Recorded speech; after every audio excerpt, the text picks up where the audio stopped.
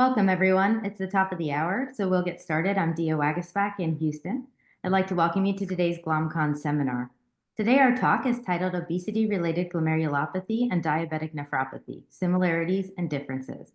We are very excited to have our speaker today, Dr. Cynthia Nast.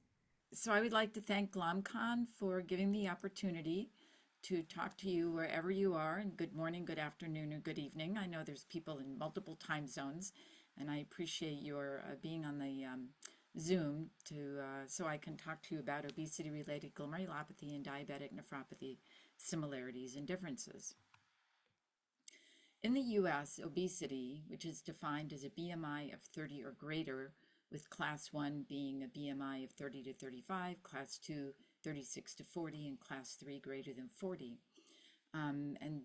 Obesity has a prevalence of around 42% in U.S. adults, which varies by race and sex, and globally about 13% of adults are obese. The prevalence in U.S. children is about 23%, while 9% of those have morbid obesity, and globally 18% of children are overweight or obese. So this really has become kind of a worldwide epidemic. The prevalence of obesity has increased over the last 50 years in the U.S., as seen in this graph of obesity in children in the U.S. This also is true globally, with a more than six-fold increase in patients with obesity undergoing kidney biopsy in Korea, looking at the 1980s compared to the 2010s.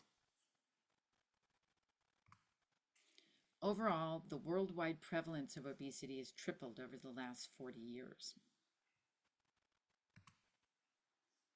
Obesity has a number of effects on the kidney, which can occur in a broad range of BMI from 31 to 62.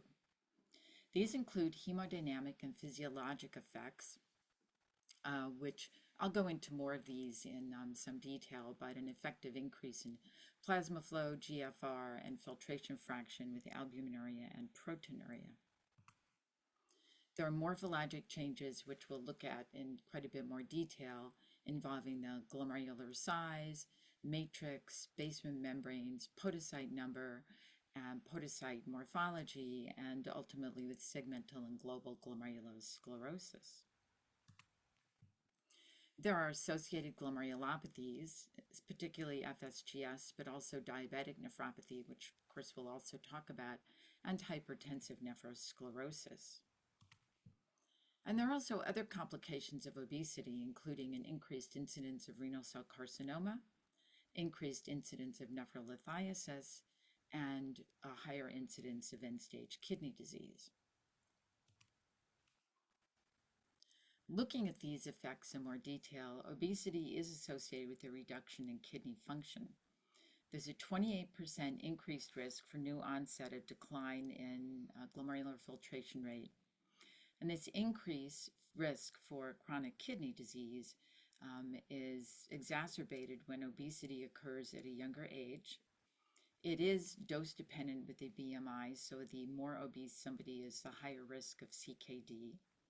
Having metabolic syndrome increases the risk, with metabolic syndrome or insulin resistance syndrome defined as having at least 3 of hyperglycemia, hypertriglyceridemia, a low HDL cholesterol level, abdominal obesity, and hypertension.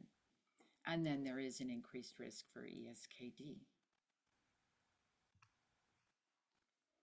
In a meta-analysis looking at hazard ratios, increases in BMI are associated with declining GFR. So you have a decline in GFR as you have an increase in body mass.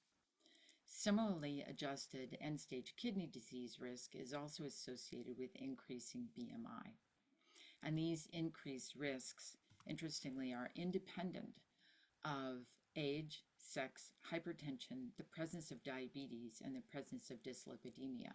So just being obese in and of itself is a kidney risk.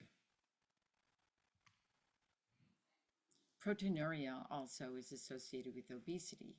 There's a 51% increased risk for new onset albuminuria in those who are obese, and this can occur with and without associated FSGS. It's quite infrequent for nephrotic syndrome to occur in obesity